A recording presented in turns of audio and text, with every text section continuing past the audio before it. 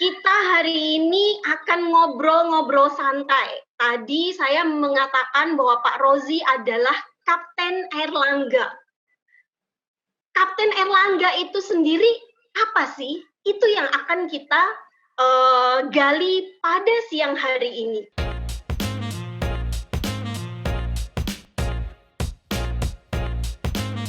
Terima kasih Ibu Nilam yang sangat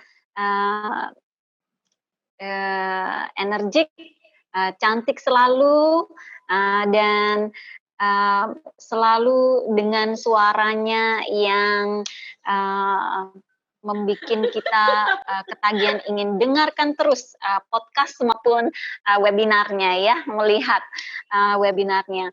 Terima kasih atas kesempatan yang diberikan kepada saya. Dalam hal ini saya sebagai Ketua PIPS atau saya seringnya menyebut sebagai PIPS, kepanjangan dari Pusat Inovasi Pembelajaran dan Sertifikasi Universitas Airlangga. Nah, jadi PIPS ini dulu impiannya dibuat untuk melakukan berbagai macam inovasi di bidang pembelajaran. Salah satu fokus yang kita ambil sebagai core bisnis kita adalah pembelajaran e-learning. Dan ternyata dengan adanya pandemik ini, alhamdulillah bahwa kita sudah punya sistem yang sudah dibangun sehingga pada saat pandemik transisi dari pembelajaran offline menjadi online itu lebih lancar atau lebih mulus. Nah, salah satu kemulusan ini terjadi selain dari built-in system atau learning management system yang sudah kita miliki sebelumnya, kita pun membentuk struktur atau mekanisme tim dari SDM yang membantu menjadi core atau tulang punggung daripada pembelajaran e-learning. Yang isi dari tim ini atau Satgas e-learning ini adalah para ambasador dari tiap fakultas yang juga merupakan penggiat e-learning sehingga paham dan memiliki kemampuan e-learning dan kemampuan IT dengan berbagai macam tools, device maupun keahlian lainnya yang saling melengkapi.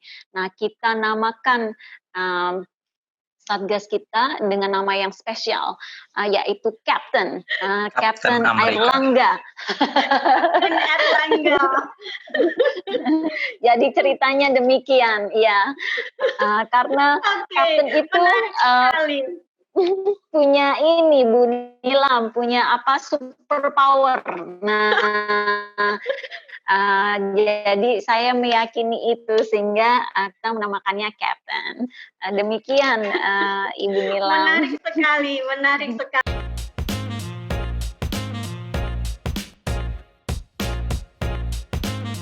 Jadi seleksinya itu harus ujian dulu, nilai harus 100. Oh enggak, saya bercanda. Tidak. Jadi kemampuannya itu sudah teruji karena sebelum ini jadi dari sejak 2017 kami sudah mengidentifikasi rekan-rekan yang penggiat e-learning sudah ada biasanya karena memang berkaitan dengan IT, berkaitan ini itu tidak banyak yang berkecimpung di dalamnya karena pada saat itu belum menjadi fokus yang besar sehingga kami kenal beberapa dari anggota Kapten itu yang sudah kami kenal sejak awal berdirinya PIPS. Nah, pada saat masa pandemik kami membutuhkan ambasador ini sehingga harus bergerak dengan cepat. Kami membuat beberapa cara caranya adalah menawarkan kepada fakultas yang pastinya sudah mengidentifikasi untuk ahlinya untuk bergabung dengan kami. Pun kami juga menghubungi rekan-rekan yang kami tahu sudah berkecimpung di bidang e-learning atau tertarik di bidang online learning ini. Salah satu kapten adalah Bapak Rozi dengan gercepnya. Iya. Itu dia. Jadi tadi sepertinya super powernya adalah gercep. Sepertinya PIPS ini melakukan surveillance secara diam-diam terhadap para penggiat e-learning di masing-masing fakultas. Jadi surveillance diawasi dengan diam-diam.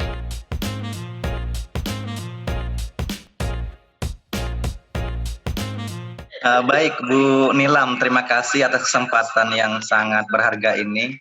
Dan tentunya sebenarnya sudah saya sampaikan sebelumnya bahwasanya kapten-kapten yang ada di fakultas masing-masing itu benar-benar luar biasa, ya Ibu ya. Jadi dan saya sebenarnya adalah salah satu mungkin ya menurut saya adalah di bawah standar dari teman-teman yang lainnya.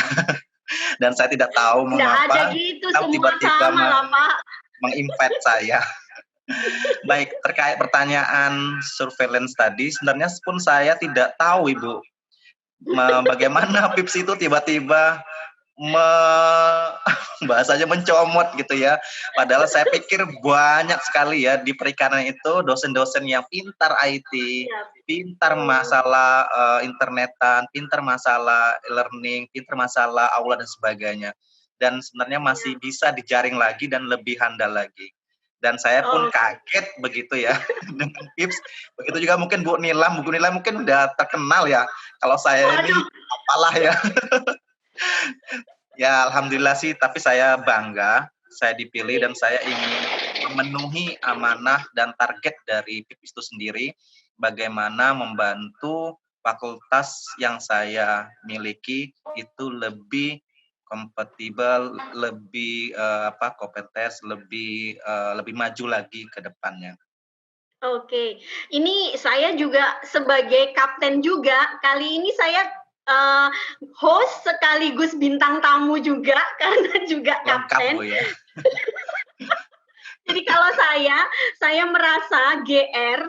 Jadi sebelum pokoknya pertama kali ada aula itu saya termasuk orang yang di Fakultas Hukum yang menggunakan aula sejak ada aula pertama kali atau platform e-learning di UNER ini. Nah, luar biasa. Karena saya adalah yang tidak terlalu paham mengenai IT, makanya saya berkali-kali datang ke PIPS nanya inilah itulah cara upload, cara macam-macam pokoknya.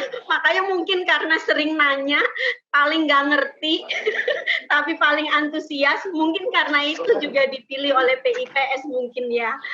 Dan energiknya tentunya Bu. Wah, kalau Bu Nilam, Kapten Nilam itu terkenalnya sebagai Kapten Madam Nilam, itu super powernya di mana-mana. Benar itu Bu. Sudah auranya beda. Auranya beda Bu Yuni ya. Luar biasa. Jadi kalau boleh saya simpulkan, masing-masing Kapten Erlangga ini memiliki kekuatan masing-masing, memiliki kemampuan masing-masing yang menonjol.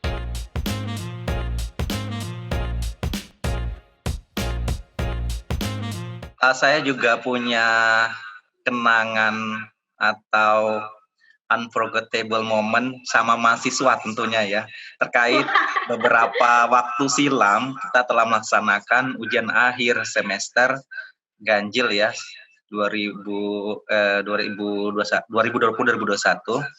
Nah, di sini ada satu mahasiswa itu mencoba mungkin ya bahasanya minta keringanan untuk ujian ulang gitu.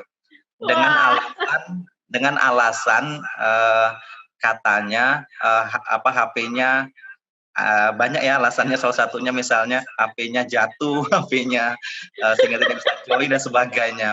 Dan beliau yang menarik itu mengatakan bahwa saya sudah gabung ini sejak jam 9, namun ada masalah koneksi, mungkin ada HP-nya jatuh atau baterainya habis, nah gitu. Nah, saya sebagai kapten tentu harus tahu sebenarnya kondisinya benar tidak gitu. Dan saya lacak ternyata di aula itu, alhamdulillah saya sangat senang sekali, di aula itu ternyata banyak fitur-fitur yang belum kita explore ya.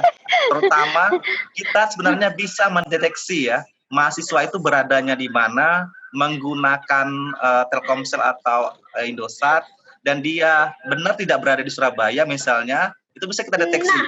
Nah, bahkan history activities-nya itu kita belacak pun tahu jam berapa dia masuk, ngerjakan soal jam berapa, dan semuanya bisa diketahui di aula itu sendiri. Nah, itu harus kita explore dan lebih. Dengarkan ya, kalau ini ada mahasiswa UNER yang dengarkan podcast ini atau nonton YouTube-nya ini, hati-hati, jangan coba-coba mengakali kapten. Nah, alas ya katanya Ombo. Sekarang udah dipersempit, udah nggak Ombo lagi alasnya. Benar Bu Yuni, saya juga kemarin itu mahasiswa itu banyak mengeluh gitu ya dengan aula. Kita ada 2 di Fakultas Perikanan itu menggunakan Sujana dan menggunakan aula. Dan mereka bertanya-tanya sebelum ujian berlangsung. Misalnya begini, Bapak, nanti soalnya essay atau multiple choice? Pasti itu yang ditanya terus. Apa coba alasannya? Kenapa? Karena kalau soal essay, itu mungkin ya menurut saya pribadi, itu bisa diskusi dan bisa lihat langsung ke HP atau bisa searching atau browsing. Sedangkan kalau soalnya itu di aula, soalnya diacak, satu nomor bisa 100, satu nomor misalnya ada 100 mahasiswa, semua berbeda. Dan kalau ditanya jawabannya A atau B atau C juga masih bingung mahasiswanya. Ini benar nggak? Kita kan sama-sama soalnya diacak gitu. Jadi sehingga mahasiswa itu benar-benar merasa, ini sama aja seperti soal yang offline. Jadi saya merasa ya online ini tidak membawa keuntungan gitu. Betul. Nah, ini luar biasa para kapten, termasuk yang sedang menginterview ya, Kapten Nilam, betul sekali ya. Jadi protokol keamanan itu dengan adanya tim kapten kita bisa saling berdiskusi dan bisa mendengarkan apa yang ada di lapangan. Mahasiswa-mahasiswa kita kira-kira apa saja kesulitannya, pun apa saja yang celah-celah keamanan yang perlu kita pikirkan. Luar biasa masukannya. Terima kasih Pak Rozi. Iya Bu, sama-sama Bu. Benar Dan sekali. ini Bu Nilam, mungkin sedikit lagi, itu hasil survei saya kecil-kecilan ya. Hasil ujian analisis penyakit ikan, salah satu mata kuliah yang paling ditakutin karena nilainya selalu kalau nggak EDC. gitu-gitu ya. Dan mereka karena itu soalnya IC setiap tahun ke tahun, dan anehnya pada saat terjadi pandemik COVID-19 ini, dan itu 180 derajat bahkan 360 derajat berubah dari nilainya ECD jadi A. Bahkan nilai B dan AB itu hanya dihitung dengan jari. Dan ini mungkin keberuntungan di salah satu pandemik ini bagi mahasiswa dengan ujian online. Iya, iya.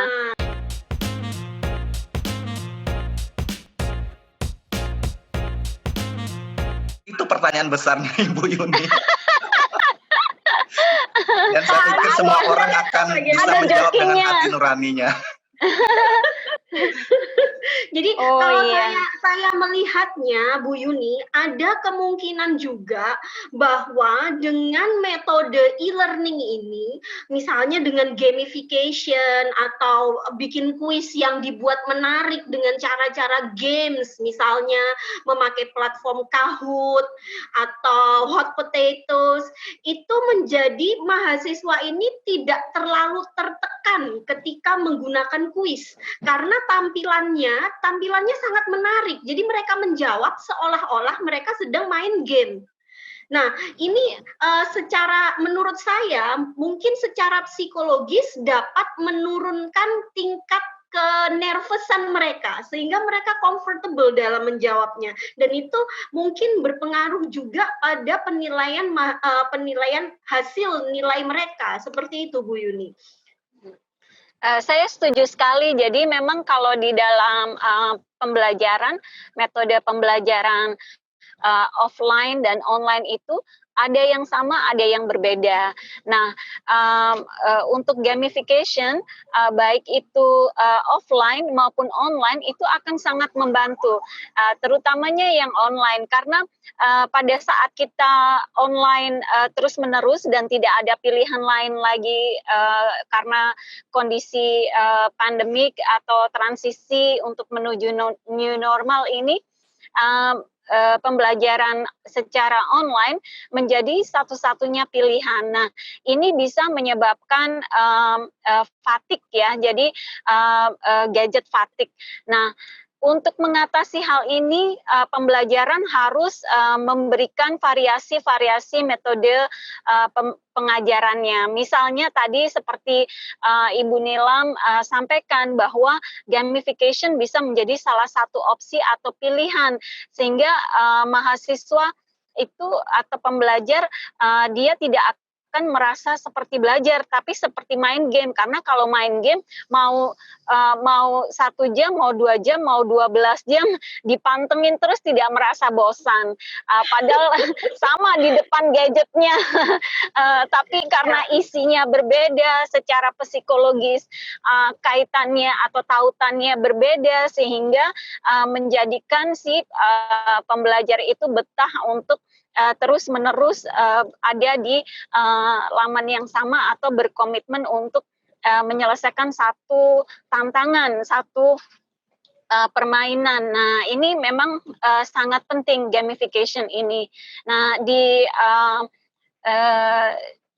di universitas-universitas di luar negeri, gamification atau game-based learning ini sudah menjadi salah satu pilihan bagaimana untuk mengintegrasikan pembelajaran dengan base-nya adalah semacam game. Nah, kalau kita ingin merintis terkait dalam virtual reality. Nah, virtual reality ini mirip seperti gamification, cuman kita berbicara dari desain 3D-nya.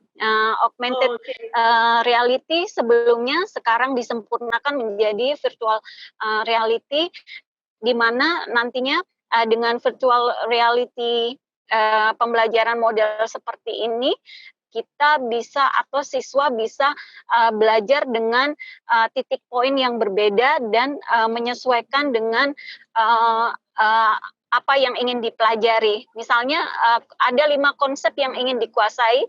Konsep A, mahasiswa 1 sudah menguasai, tapi konsep B belum, sehingga dia bisa mengulang-ulang konsep B dan lebih banyak menghabiskan waktu di konsep B. Sedangkan mahasiswa kedua mungkin konsep A belum paham, konsep B sudah, dia bisa memulai pada titik yang berbeda, namun nanti endingnya adalah capaian pembelajaran tersebut bisa dipastikan tercapai oleh semua mahasiswa. Jadi virtual reality ini memungkinkan hal tersebut.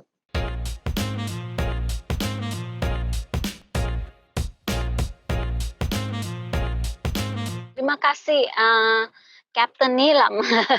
Jadi ini betul sekali bahwa di dalam pembelajaran itu perlu dipunyai aspek penjaminan mutu. Nah, penjaminan mutu ini berkata tentang standar. Nah, standar ini bagaimana kalau online pada saat masa pandemik kita kemarin sudah menyusun untuk instruksi terutama tentang pembelajaran online. Walaupun jadi instruksi ini sangat kontekstual apa yang terjadi sekarang. Nah, namun ini menjadi momentum yang sangat berharga bahwa sesudah masa transisi ini kita menghadapi new normal, maka kita perlu mempersiapkan bagaimana pembelajaran penjaminan mutu e-learning di masa new normal pun sesudahnya. Jadi contextualizing untuk penjaminan mutu atau standar pembelajaran e-learning 2021 dan seterusnya. Kemarin kita menyusunnya pun bersama Kapten Airlangga, mendapat masukan-masukan yang sangat berharga terkait apa yang ada di lapangan, karena yang bergerak langsung di garda depan adalah Kapten Airlangga, day-to-day operational, berhubungan langsung dengan dosen, berhubungan langsung dengan mahasiswa. Nah, itu menjadi sangat penting masukannya. Bravo buat kita, Pak Rozi, Kapten Airlangga. Yeay, bravo buat kita berkontribusi banyak loh untuk pengembangan pendidikan di perguruan tinggi, terutama di Universitas Airlangga pada masa pandemi ini, dan bahkan kita memberikan masukan untuk suatu standar e-learning yang nantinya bakal dipakai oleh Universitas Airlangga dan mungkin juga akan diusulkan ke nasional dan akan dipakai oleh universitas-universitas lain ya Bu Yuni ya, seperti itu. Betul, kan? Biasanya ini panduan ini nanti seluruhnya harus dilaporkan kepada Kementerian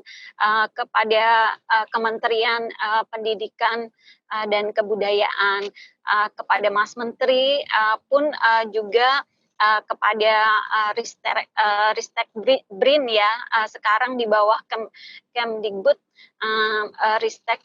Nah, ini akan menjadi pembicaraan yang memang diperlukan. Salah satu aspek yang sangat penting bagaimana ke depannya lesson learn atas apa yang terjadi pada kita saat ini, jangan sampai hanya dampak saja, tetapi justru ini menjadi satu momentum untuk benar-benar menata ke depannya, karena kita diberikan snippet, kita diberikan ini masa depan yang datang lebih awal. Kalau dulu kita berandai-andai gimana sih kalau pembelajaran online itu 100% online. Nah, sekarang tidak ada pilihan lain, online, everything online. Nah, jangan sampai saya highlight itu tadi, Bu Yuni mengatakan bahwa ini adalah snippet terhadap masa depan yang datang lebih dulu di masa ini.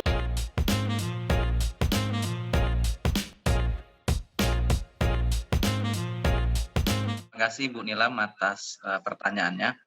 Tadi menyangkut penjelasan dari Bu Yuni.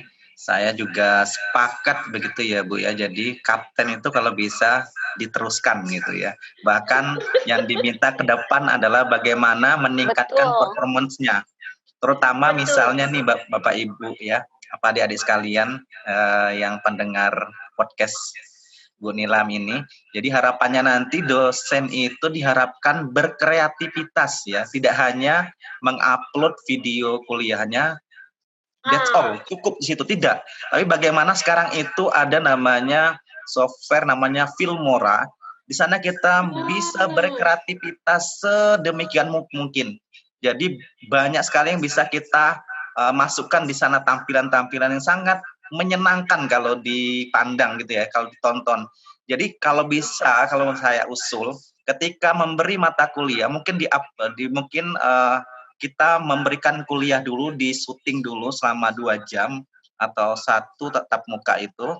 Nah, setelah itu kita edit video-videonya dan kita tambahkan fitur-fitur yang lain, sehingga itu ketika mahasiswanya menonton video tersebut, mereka tidak bosan dan tidak monoton, hanya ceramah terus. Tetapi sebenarnya kita bisa skip di sana, kita masukkan gambar, mungkin kita masukkan video dari yang lainnya atau dari literatur lainnya, kita masukkan ke sana. Dan dia bisa bergerak, misalnya bisa buat gambar bergerak atau memasukkan animasi sehingga video tadi terkesan enak dipandang begitu. Ya, baik betul. Itu terkait peningkatan performance mungkin ya ke depannya bagaimana para kapten ini membuat tutorial mungkin ya bagi dosen-dosen ya, terutama yang kita itu dosen yang senior yang perlu pendampingan lebih. Misalnya kita lah sebagai kapten ini memberikan tutorial-tutorial tersebut. Nah, mengenai gap itu menurut saya kita tidak bisa kita tidak bisa menyalahkan teknologi, karena teknologi itu semakin lama semakin berkembang dan kita semakin tua semakin jauh dan semakin tertinggal dengan teknologi. Nah, untuk itulah kapten di sini menjembatani bagaimana memberikan tutorial-tutorial tersebut. Misalnya dosen senior misalnya tidak bisa masuk aula. Nah, bagaimana kita memberikan step demi step dan sehingga dosen-dosen tadi bisa secara mandiri bisa masuk ke dalam aula atau aplikasi-aplikasi lainnya dengan cara memberikan tutorial-tutorial itu atau dengan pelatihan-pelatihan. Begitu Bu Nilam, terima kasih.